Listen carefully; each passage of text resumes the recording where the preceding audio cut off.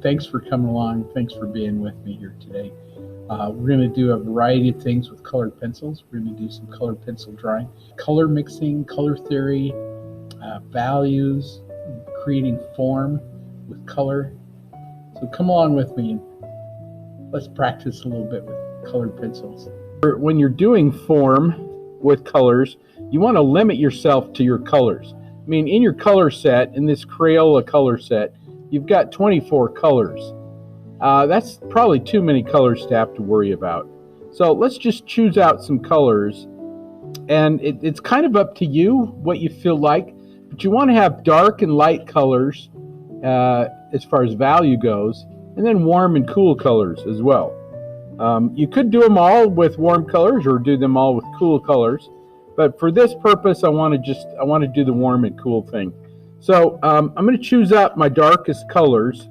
Remember, black technically isn't a color, it's all the colors mixed together, and so we're going to avoid black. We're just not going to use black. White is already done for us because the paper is white. So I'm going to choose blue and violet. Those are some of my darker colors. Remember, when you're talking color wheel, your darker colors are on the bottom, your lighter colors are on the top. So our lightest color is going to be yellow. I'm going to choose out a yellow. I like the golden yellow, but it's up to you. You choose which one you like. And for this purpose, we're going to start doing the sphere first, and then we'll move on to these other shapes. And so for this purpose, I'm just going to do maybe a little bit of this magenta. Magenta is our neutral. It's kind of a red-violet. So it's red with a little bit of blue in it. So magenta. And yellow and magenta will go red. We can also choose an orange color. I'm just going to choose this one out. It's just plain old orange. So there's 5 colors. Remember, white's already done for you. And we can allow pressure to create some value with this as well. So the first thing I'm going to do is I'm going to take my purple and my violet, and again we're going to do this sphere first. One thing that I didn't do is I didn't show you that the top of this cone probably comes up on the sphere, and so I'm just going to kind of put this little curved triangular shape right there and say this is kind of where the top of my cone goes. There's probably a little edge there, a little curve on the top of it. So I can put that in there. And we know our light source is coming from this direction, so somewhere up in there's got to be a spot of light for our highlight, which is opposite our cast shadow. So I'm going to go ahead and put in my cast shadow. And I'm coloring very lightly. A lot of people say, you know, their colors go streaky. It's because they're coloring too heavy to begin with. Lay down a nice thin coat of color, and then we'll build on top of that. We'll kind of layer colors on top of that, and that'll make it go smooth.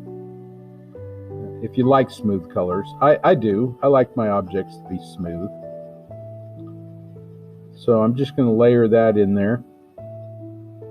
Then you also have that core shadow that's down there. Remember to leave a little bit of space off that edge for your reflected light. Probably more so towards the bottom than up at the top. So I'm just going to go ahead and leave a little bit of space at the bottom, and then kind of bring that core shadow up. Remember, the shape of the shadows reveals the shape of the form. So if your shadows are curved, your form has got to be curved. Or if your form is curved, your shadow's got to be curved. One of those.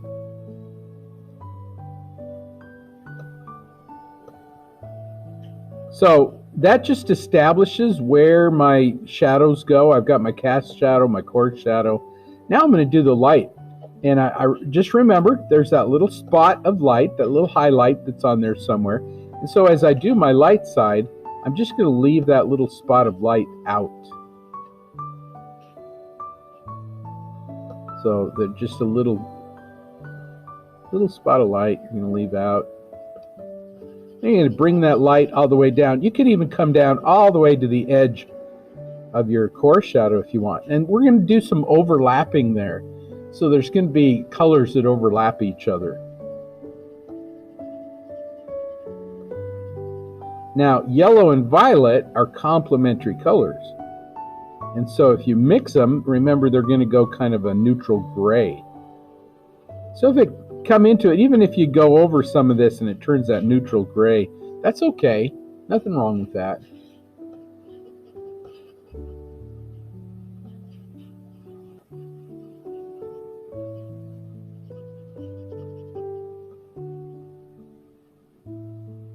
And for this purpose, I'm going to go over some of this with my magenta, including that reflected light.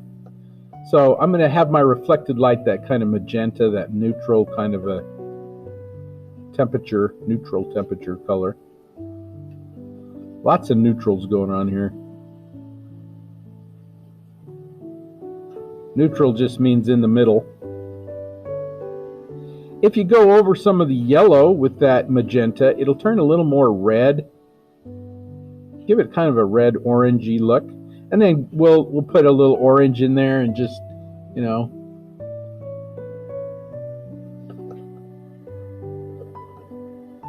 I'm not really going heavy yet. The more I layer on, the more I press. The final layers that I press into it are going to be exactly that. They're going to be a lot of pressure. A lot of pressure. But for now, just nice and light and soft. So I need some more darkness in those. So I'm going to use my blue now over the top of that. You may want to vary your shadows a little bit so that you get a little bit more light on the top, maybe a little bit on the bottom, so that shadow is not all the same darkness. There are always shadows within shadows, or light within shadows, because you get reflected light, you know, you get incidental lighting that kind of bounces around. So I'm going to do a little bit of blue here.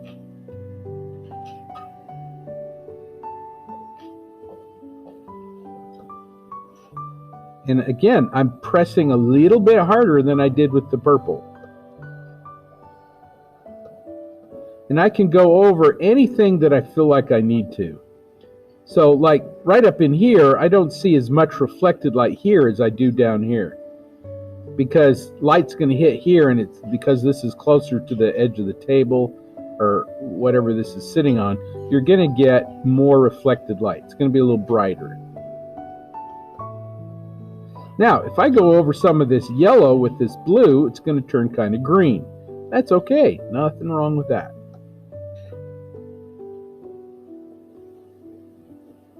If you go over the magenta with it, it goes a little bit more on the purple side. So all of a sudden, we're going to get all these colors that we really never planned on. But they enhance the rest of it.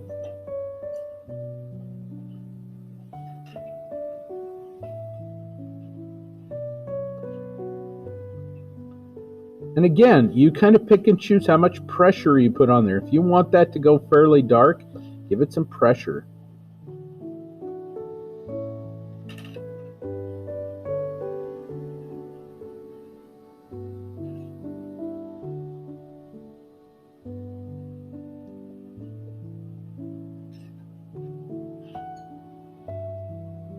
Now, if we add some red into that it'll counteract the green that we did get in there. Because red and green are complementary colors. But mixed together, they kind of cancel each other out. But with colored pencils, whatever is sitting on the surface, whatever is your last color you use, becomes kind of the dominant color. Nothing wrong with that. I might go over this with some more purple or something there. Maybe a little bit of that orange just to enhance some of that light that's in there. So I put a little bit of orange around there. just a little bit. Fairly light here. But that will warm it up too a little bit. That warm side. Anytime you add yellow, it's going to warm it up a little bit.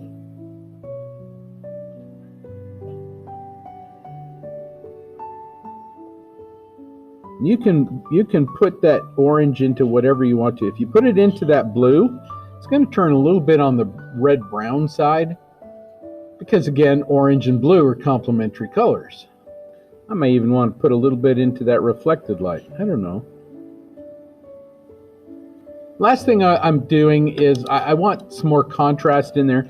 So I'm going to go in again with my purple. It's the last color. And I want that purple to be dominant. But you can choose what you want. I'm going to add some pressure to it. And it's not even pressure. I kind of pick and choose where I put that pressure. But right in the center, I want it a little darker.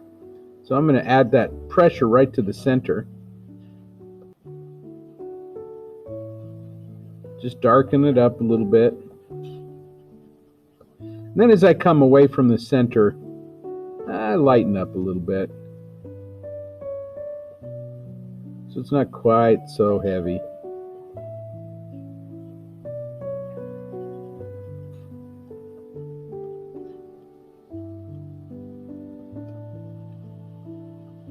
In my cast shadow, remember the shadow is often darker nearer the object, and as you get away from the object, you get reflected light that's bouncing around in there, and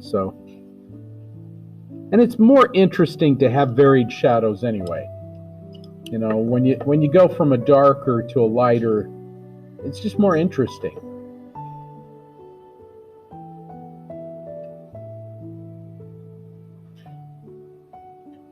And again, you know, the longer you can keep somebody in your artwork, the more successful you'll be. Basically, that's it for that form. Now, we can do the same thing for all these others, but I want to change it up a little bit. Here, we've used a lot of purples and blues. For the cone, I want to do a little bit more green on the green side. Keep it that kind of cool. So I'm gonna say, well, I'm going to take out my magenta. I like the yellow. The yellow should stay. The purple should stay. And even the blue should stay. But maybe I want to kind of change out and put in some more greens. There's kind of a yellow green, kind of a jade green. I like that. Or you could just use green itself. There's a darker green, kind of a grass green kind of a thing. So there's some greens. This is dominantly cool colors, and maybe I want to add something just to make it a little more on the warm side. You want to maybe warm it up a little bit. So I'm gonna just do a little yellow orange, and really it doesn't matter what colors you use, as long as you have some warm colors, some cool colors.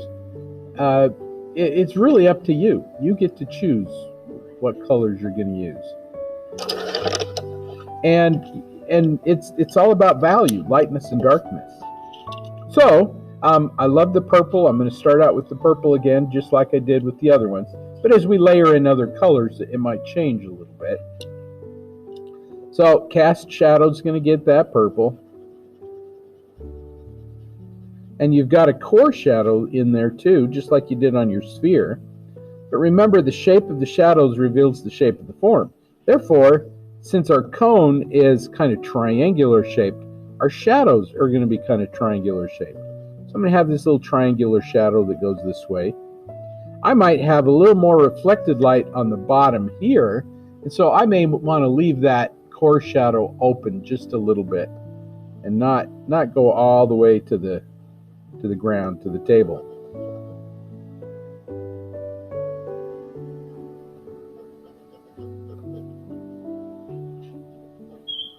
So there's my core shadow, just the same way that I did the sphere. And we know that there's going to be a little highlight along here, and that highlight's going to be the same shape. You know, over here it was round because our object is round, and over here it's going to be triangular because our object is triangular. So I can just throw in this little highlight that's kind of a triangular shape.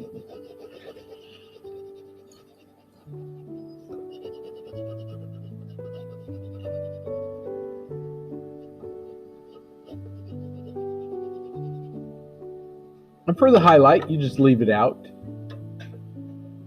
If you're doing this on a grounded board, something that has some color to it or some value to it, you got to add that white. And for our incidental lighting, that reflected light that's over there, I'm going to use green, this kind of jade green. It's kind of a lighter green. But again, whatever colors you've got, every company is going to have a different color combination, or even their colors. They might call it blue, but it's going to be a little different blue than, Praying is going to be different than Crayola. Color Soft is going to be different than Prismacolors.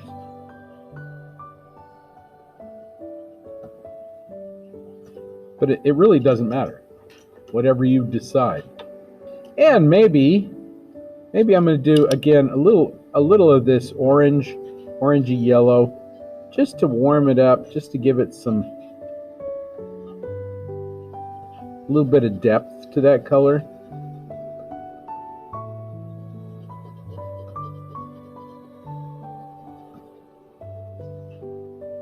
Now at this point, these are two very similar, but instead of, I think we're gonna do a little bit more green in that shadow. I'm gonna take that dark green and go into that shadow, core shadow, over the purple.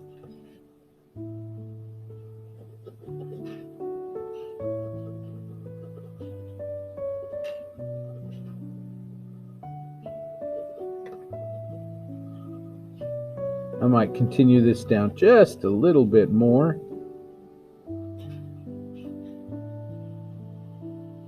Hopefully you get, again, that idea that you've got reflected light that's bouncing around down there.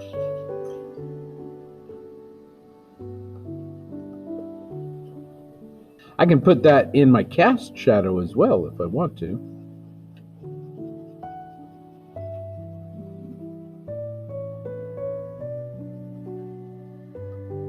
Right over that purple. Now, there is a little bit of yellow in this green, so it's going to counteract that purple. But there's a little bit of blue in there too, which is going to combine with the purple. So you get all sorts of strange things happening with these colors. And you're never really quite sure what to expect. But as long as your values are correct, it's not going to make it too much trouble for you. And because blue is next to green and they're analogous, I'm going to go over some of that blue, or that core, with my blue, really darken it up a little bit, just a little bit of it. I want my edges to be soft. I don't want real hard edges.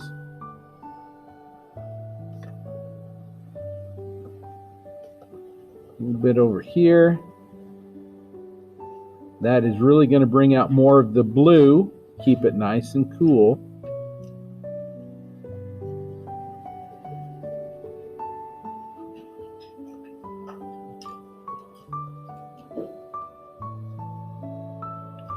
And you can now see a difference between these two. There's the darkness is the same. If we were to take this and take out the color and then just have value, it would still look good, and they'd look very much the same. But the colors are different now. It's going to give you a little different feel. I'm going to go over some more green here, and then this one will be about done. If I get into some of that orange with this green, that's going to be okay. The yellows in the two colors will kind of combine, but the green and the red that's in there will kind of cancel each other out. So you'll get a different kind of a color. But again, it's the value that's important.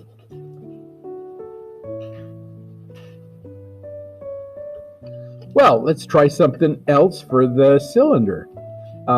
Again, I like the purple, I like the yellow.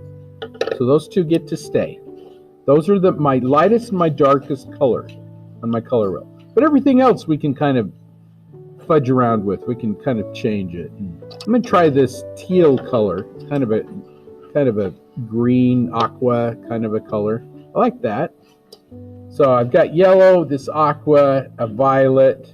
I do like the magenta. Maybe I'll keep that magenta in there. I'm going to try it with those. Maybe I'll do the blue. Maybe I'll have the green just in case. Again, I'm going to start with my purple. You can start with blue if you wanted to. And on this one, you know how we did the little end of the cone sticking up here? The cube's going to have some here too. It might have a little bit of this kind of a curve right there.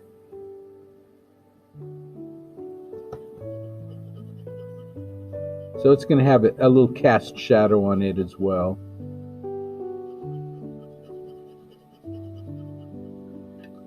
Just for fun. You know, it's one of the harder things when you're designing something on your own, and you're like, I don't know where those shadows go. I always like to have one object that I know where the shadows go, then I can figure out where all the other shadows are going to go. So I've got that core shadow up in here somewhere, and again, it's going to be kind of like we did with the cone. It's going to be a little lighter on the bottom and maybe darker up at the top. So I want to throw that in just a little bit, and then as it comes down, lighten up. A little darker on the top, a little lighter on the bottom. And over here, I've probably got a little highlight somewhere. It's probably going to be more towards the top than the bottom. So I'm going to do the same thing I did here with my yellow. When I'm doing like flesh tones and things with colored pencils, I have some of my favorites, and I you know, there's certain colors that you just can rely on. They just always work. And so for the flesh tones, there's a nice warm red. In the Prismacolors, it's called poppy red. In oil paint, it's called cadmium red. And then there's a yellow that I really like, kind of a golden yellow. In Prismacolors, it's called yellow ochre. In oil paint, it's called, guess what? Yellow ochre. And then the other color you want to use is like a cream. It's kind of a light yellow. I use, in oil paint, I just use the white, because you need to lighten up those colors a little bit. And your top, because your top is in direct light, it's going to be light too. Maybe not as light as the side, or maybe it is lighter. So I'm just going to go over the whole surface with yellow.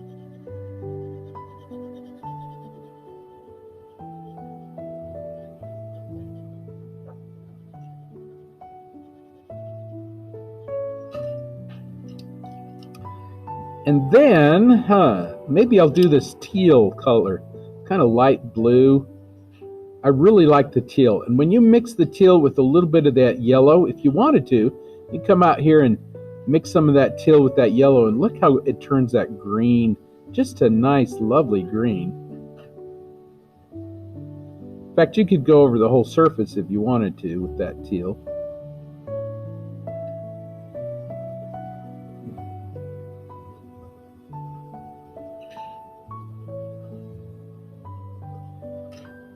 And each color is going to give you a little different reaction, a little different attitude to it. And it's kind of up to you what you decide to do. I'm just very lightly, since I don't have an orange here, I kind of feel like I want a little darker edge over here. So I'm going to use this magenta on top of that yellow. And it'll turn kind of a reddish orange. It's just a lovely color. Like I say, there are certain colors that you just go, it's going to be perfect because you like that color and it works every time. So, and maybe a little bit over on this side until it hits that teal. Now, if you go over some of that teal, that's okay. It may cancel it out a little bit, turn it a little gray, dull it out a little bit. Remember, if you want to reduce the chroma of your colors, you add its complement. So this red-violet is probably the complement of yellow-green. And so they'll kind of cancel each other out. But they don't cancel each other out so much that it becomes muddy or blasé.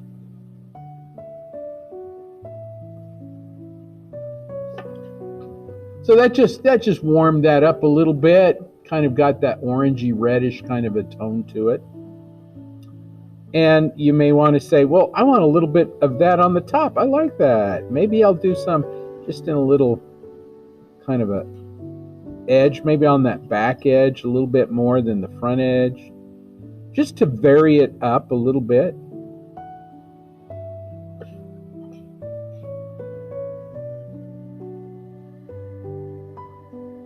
But again, color's not as important as value. So now we want to really increase those values a little bit. Some of that blue, or you can go back over it with purple. I'm going to hit this with blue, and I can go over that teal with some of this blue. It'll bring out maybe a little bit of the blue-green in it. You can go over some of that magenta. It'll pull out some of the purple in it. And you're just going to get various colors that you didn't really plan on, but they're kind of a happy accident. I get this a lot when I do things like hair, because you've got your blues and your purples and your reds and yellows, and all of a sudden you're getting green hair where you didn't even use a green. But it's kind of cool. It kind of makes it look nice. The more color, the better. So it almost looks rainbow-like. Again, remember, we're creating art, and we're using color to create form, but still be beautiful.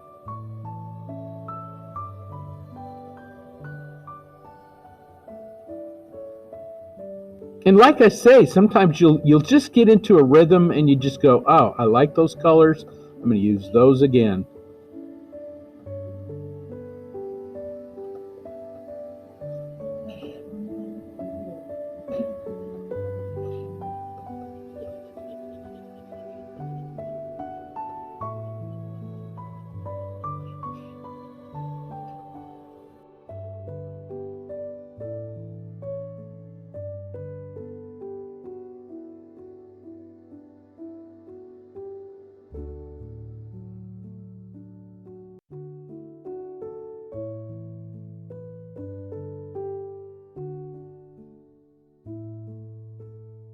Okay, you don't want it to look striped, so go ahead and go over some of those edges and just kind of give them a little softness, you know, just very lightly.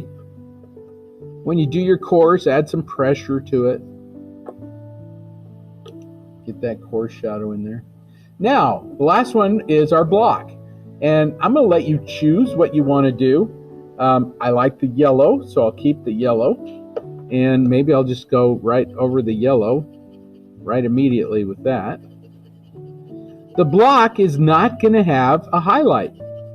If there were a highlight, you might see it on the edge there somewhere. And so maybe if I was going to do this with like ink line, I'd probably break that ink line and not put that section right there in and use that as a highlight. But otherwise, it's not really going to have a highlight. And you know, I maybe I want this edge to be a little darker than the top edge. And so even if I go over some of this, maybe I want to leave that a little bit lighter. My side and my cast shadow are just going to be blue or purple. And because it's a block and it doesn't have a curve, I'm not going to have reflected light in there. So that whole surface gets to be kind of flat. It's flat. So it doesn't get a core shadow. It might, however, have some reflected light on the bottom. So I may want to do a little darker up at the top, and And then as it moves down, maybe leave that bottom edge a little lighter, because there might be some reflected light down in there. And that just comes from experience. You know, I've drawn thousands of items, noted the light that's on it, and just went, oh, okay. So that's what happens. So I might leave that a little lighter at the bottom. My cast shadow.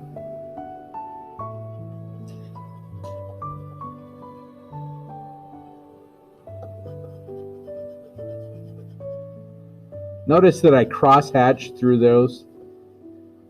It's just a good way to get your colors so they don't streak out on you. Because if you color all in one direction, sometimes they get kind of streaky. Some people like to go in little circles. You can do that too. I'm not sure that there's any perfect one right way. But again, you'll come across things that you like. Just some blue up at the top. I like the purple, but I'm going to just go a little bit of blue up there. As I come down, maybe I'll leave the purple down there.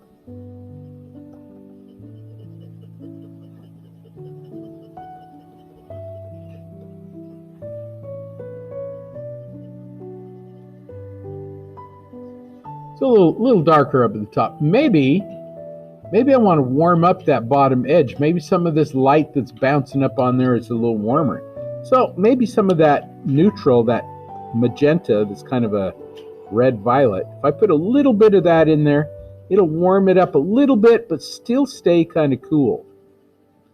And here, we talked about the neutral colors. If you put them next to the warm colors, they turn warm. If you put them next to the cool colors, they turn cool. And here, it's a transition from the cool to the warm. Because it doesn't quite know what it's doing. Is it cool or is it warm?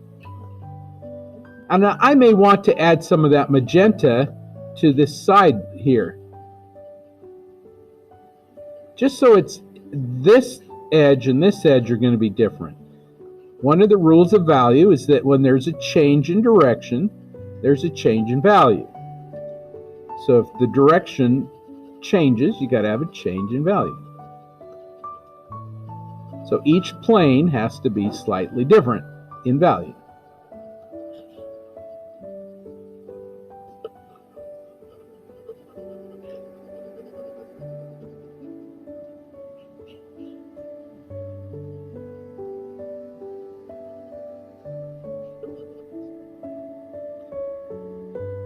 And if you go over some of that blue with this magenta over that shadow, that's going to be okay too. It's not going to be that big of a deal. Already it's a little bit darker. And maybe this cast shadow back here, I want it to go a little darker. So I'm going to add some pressure to it.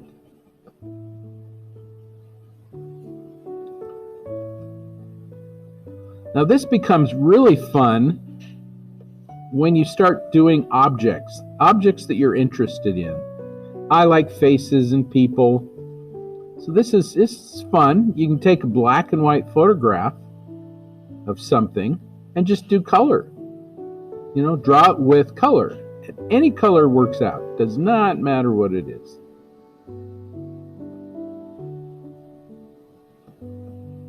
So just choose your favorite colors, and just be aware you need some warm and cool and light and dark. Once you got that, piece of cake. Because after all, you know, you're creating art, and art makes life better. Hopefully your life's been enhanced by drawing along with me. I mean, that's my goal. To make your life better.